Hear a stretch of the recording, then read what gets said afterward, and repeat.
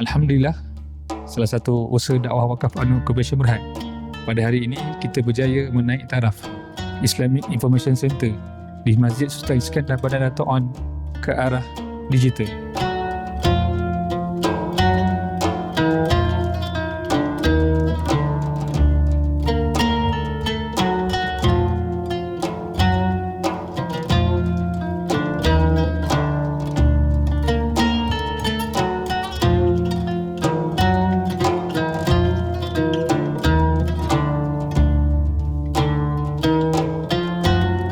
Semenjak IIC dibuka, Alhamdulillah kita dikunjungi hampir 30,000 pelawat, yang mana pelawat-pelawat ini merupakan daripada pelancong dalam dan luar negara.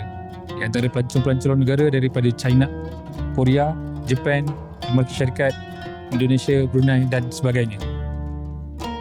Fungsi IIC juga merupakan salah satu peranan masjid untuk mendekatkan masyarakat majmuk di Malaysia dan mendekatkan masyarakat-masyarakat lain daripada luar negara. Dalam masa yang sama, kita nak mendekatkan masyarakat luar kepada Islam dan melihat Islam sebagai satu agama harmoni dan mulia.